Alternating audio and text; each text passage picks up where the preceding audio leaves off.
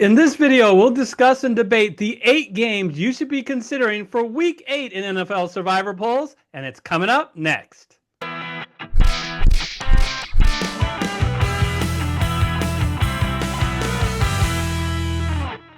Hello, everyone. I'm Eric Lee. And I'm Michael Wiley, and we're the Fantasy Football Consultants. Hey, Eric, good to be back. Sorry I missed everyone this last week. Had some stuff going on, but it's good to be back, and it's good to be talking about football once again.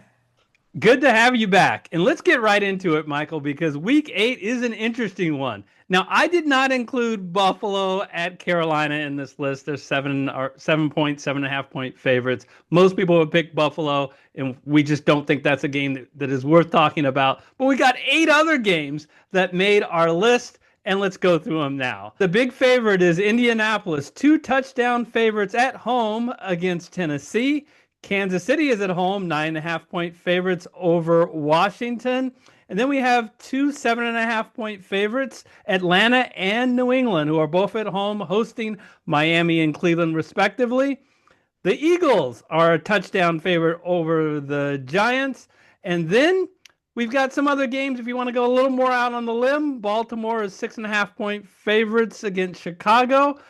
Tampa Bay is 5.5 point favorites at New Orleans, and the Cincinnati Bengals. Hey, let's hear it for the Bengals making this list. 5.5 point favorites at home against the New York Jets. And Michael, I'd like to start off with an announcement. Here's my announcement. Okay. I've been doing this for, I think, my 7th or 8th season. I can't remember a pick which I would call the perfect survivor pick. It's going to take a lot of arguing by you or other people in the comment section to get me off this pick. It is the Indianapolis Colts, who are 14 point favorites. Look, it's not that they're the highest favorite, but they are much bigger favorite than anyone else, so it gives me more confidence than anyone else. But it's not all about in Survivor whether you think they win. There are other things to consider, like future value. But guess what? They have no future value. And then on top of that, normally the thing to really watch out for is pick popularity, right? When you get a pick that's like this, you think a ton of people are going to be picking them. Well, look, here's the deal. They have already hosted your Las Vegas team and played at Tennessee. A lot of people picked them during this, so I think that's going to deflate the pick popularity. It still will be the most popular pick, but I looked it up. It's looking about 30 to 40, 35 to 40%. Now I'm going to talk about the game for why I think that they're going to win this, but I want to throw it to you. What do you think about all that? What's your take? Yeah, no, I love that you commented on that, and I know that we talked about Indianapolis in one of those weeks as if if you were in one of those bigger polls and you got to take some risk, but we haven't had to make that pick yet, and so it's been available to us. You're absolutely right. I mean, this Indianapolis team, a lot of people have them top in the top three power rankings in the league, and it's because of it's because of this offensive line and how they're playing on both sides of the ball, how they're securing the ball. Daniel Jones is thriving with this good offensive line. I think Shane Steichen is a great coach. They're taking advantage of Jonathan Taylor, and what he's able to do in this tight end is very, very strong. And Tennessee's almost completely on the other end of the spectrum. If it weren't for the Jets, Tennessee might be the worst team in the league right now. I know there's a lot of hope for Cam Ward in the future, and a lot of people think that Brian Callahan might work out, but they're not able to get things going with the running game like I think they thought they were going to be able to do. And they just don't want to get Cam Ward hurt, which I think is smart, and they're not playing him that way. And so this is really shaking up in Indianapolis for a nice, straightforward Indy win. And we've already seen these teams play each other. So I'm with you. Yeah, I mean, because look, the Colts, they may not be the best team in the league, but they have the best record in the NFL so far. But now they're going to hit some hard parts of their schedule, so I don't think they'll finish with the best record, but they're one of the top teams, like you said. And you were nice. You said that Tennessee is better than the Jets. I know they have a better record than the Jets, and the Jets are bad. But Arizona absolutely gave away the win to Tennessee earlier. Otherwise, they would be winless. And you alluded to it. You said, hey, we've seen them play these two teams before. Indianapolis crushed them in Tennessee. So I am going to need something unbelievable to get me off the Colts. But I also want to talk about these games because there could be some viewers who already picked the Colts. So let's look at the other games. Start with Kansas City, 9.5 point favorites over Washington. Any quick comment about this one? No, I mean I picked Kansas City this last week and liked the matchup that they had against my lowly Raiders, and it proved to be right. Kansas City is clicking. They have Rashid Rice back. I think that makes a big difference for them. And Washington might not be, they might not have Jaden Daniels, which is obviously a big deal for them. If they don't, this seems like a pretty clear pick. So if you haven't used Kansas City yet, a lot of you have. Here's a chance to pick them, but they've got still a little bit of future value. I think a little bit more than Indianapolis. So Yes. nothing else to say on that one. Yep. I agree with everything that you said. Uh, but I kind of like this next one. At least it's intriguing. Atlanta is at home, 7.5 point favorites over Miami. Michael, I know they lost Tyreek Hill, but this Miami team is just terrible. It looks like their coach is uh, lost control of this team. I think they're. I mean, when you just get humbled by the Cleveland Browns, this could very well be one of the worst teams in all of football. The one thing the Dolphins don't do is stop the run. Oh, I don't see that'll be a problem in Atlanta. All they have is Bijan Robinson and Tyler Algier. So granted, Michael Penix has a bone bruise, so he's day to day, but their backup is Kirk Cousins. So, you know, I feel pretty good about it. If you want to criticize it, they do have some future value. It's why I would definitely not pick this over Indianapolis if I had Indianapolis. But if I don't have Indianapolis, you are giving up some future value, including hosting Carolina and playing New Orleans twice. Although one of them is at the last game of the year, which you can never count on. Yeah, you broke it down right. I mean, Bijan Robinson and the rushing game of Atlanta is phenomenal right now. They didn't hardly have to use Drake London this last week. Raheem Morris has got a good squad there, and Mike McDaniel has lost his team's mojo. So, yeah, I think I agree with you. This is my second favorite pick this week.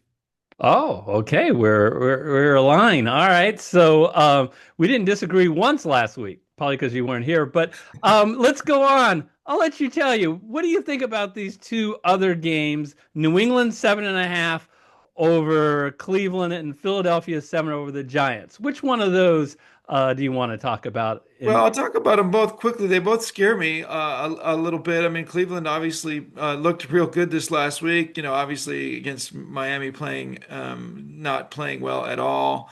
But Dylan Gabriel, I think, kind of changes things around. And this kid Judkins in the backfield is quite impressive, and the defense is strong. And New England, they are playing very solid right now under Mike Vrabel, and I really, like that play. But I wouldn't consider them a top 10 team. And I don't know that I would consider Cleveland in the bottom 5 or 10, even maybe, right, maybe right around bottom 10. And then this Philly Giants game, I mean, let's face it, Philly's still not really clicking. Their defense isn't playing up to their standards from last year. Their offense did look a little bit better this last week, but that Giants team, I mean, if it wasn't for some bad defensive coordinator calls, this Giants team could be 5-2 right now against some decent teams. including Philadelphia, who they just humbled a couple of weeks ago. So yeah, I'm out on these two games. The one thing about New England, I agree, they aren't a top team, but they do have some juicy matchups that I personally feel more comfortable about, where they host the two New York teams, but most importantly, the Jets, because the Giants do scare me some. In Week 11, which isn't that far away, they host the Jets. So if you still have New England, don't be wasting them this week. Save them for Week 11 when they host the Jets. All right, so let me talk a little bit about this Please Baltimore. do. Yeah, tell me what you think about this. Baltimore 6.5 over Chicago. It is funny that you have to be adjustable in Survivor. At the beginning of the year, you might have pointed out and looked at this week and go, "This is when I'm picking Baltimore because they're coming off a bye. Uh, they're one of the top teams in the NFL. Chicago will be one of the weaker teams." Well, look, lo and behold, one team's 4-2 and the other team is 1-5. Guess who's 1-5? It's the Baltimore Ravens. Not often that a 1-5 team is nearly a touchdown favorite over a 4-2 team. Obviously, they're betting on Lamar Jackson playing in this game. That still is not a certainty that he is going to play. But yeah, what happens if he plays? It's his first game back in a while. Chicago is not a bad team. They are not. I would just wait on Baltimore. There are some other games, and I'll tell you in a minute. But your take? Yeah, no, I'm with you there. And Ben Johnson, I kind of like him. I feel like he's, he and Caleb Williams, who I'm still not sure about, they're kind of working a little bit better. And Baltimore, I think the jury's out on where they're going to be towards the end of the season. I'm with you. I think they might be showing better colors later on using Henry Wright. And then all of a sudden they could be winning and then pick them then. Save them. Week 12. Save them for week 12 when they host the New York Jets. If you haven't figured it out, look at the New York Jets and the Tennessee Titans future schedules and see, especially when they're on the road and they're playing at someone else's stadium. Those are the teams that you'd like to save. All right, so we're just down to the Tampa Bay Buccaneers 5.5 point favorites at New Orleans. I'm out. No interest in this game. Mike Evans just diagnosed that he's out for the year. There's a very good chance that Chris Godwin doesn't play again in this game. And man, did they miss those guys last week when they tried to battle. They're on the road against New Orleans. I mean, Tampa Bay is a good team. Let's just see them get a little healthier, at least get Chris Godwin back.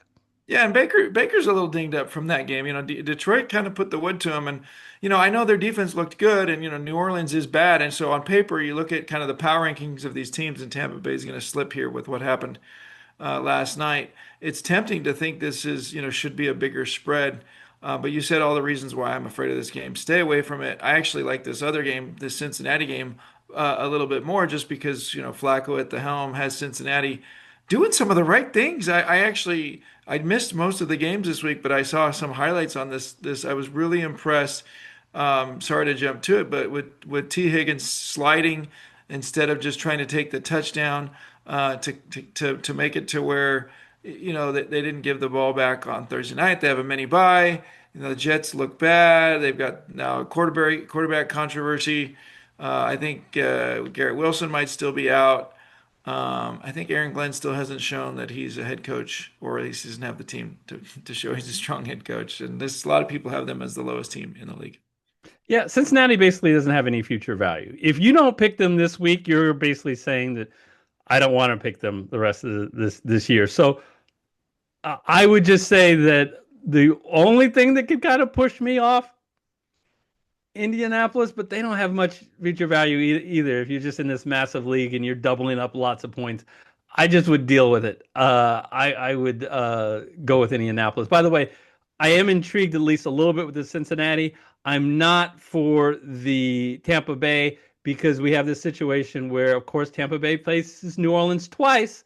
So it's just in, I think, week 14 where they host the same New Orleans Saints team, and hopefully they're a little bit healthier. So it just doesn't make sense to me picking Tampa Bay this week. So, all right, Michael, it's time for us to make our decisions. I think it's going to be a clear call, but let's make the decision assuming you have Indianapolis. And then what was your decision if you do not have Indianapolis? So I'll just say that I have not been moved to move off Indianapolis. It's the perfect survivor pick. Everything you possibly could imagine. Now, some people are going to clip this if Tennessee somehow upsets Indianapolis and says, "Oh, that was the perfect pick," right? But I can't be any more confident about one NFL team over another NFL team, and I'm stretching the definition of an NFL team by talking about the Tennessee Titans. Yeah, I'm with you on this one. I feel really good about it. Perfect pick as you say. If you have them available, lock it in. All right, Michael. What if you do not have? You You know, already picked them. I think I'm going with this Atlanta Miami game with how bad Miami is playing and how they're playing for their coach. Games in Atlanta. Atlanta's running game looks pretty good right now. I can handle the Penix bone bruise, but Atlanta has a little bit of future value. If you got to go out on a limb, maybe think about that Cincinnati game. I like the Atlanta game much more. So let me ask you a question. If you get the news that Penix is out, um, and would that make you a No little change. nervous to go with a cold Cousins? Definitely not. No, Cousins can step right in. In fact, he'd be finding a way to gun for Penix's job. So. And and I got a question for you. If you get the news that the Jets are going to put in Justin Fields again, will it make it more likely that you want Cincinnati rather than Tyrod Taylor? Yeah, that's a good question. Boy, he has just struggled He has. mightily. So sad to see. I'm in agreement. I like Atlanta, but if you're in a situation where you've used Indianapolis and you're in a big league where you have to double up teams and you feel like you need to save Atlanta, then I'm okay, fingers crossed, going with Cincinnati. But I do not have the comfort level with Cincinnati that I have definitely with Indianapolis and also with Atlanta. We always have committed to you. We will continue to do these survivor shows as long as we get the engagement and the views and the new subscribers on each show. So, Michael, I really want to get up to 12,000 subscribers by the end of the year. I will put the latest stats for the percentage of people who are subscribed who watched the last survivor video. Michael, I got to say, our NFL survivor people are way behind the NFL DFS. NFL DFS had about 2/3 of the people subscribed. Here it was about 40%. So come on, folks, up that percent. Until we go through week 9, take care, everybody. See ya.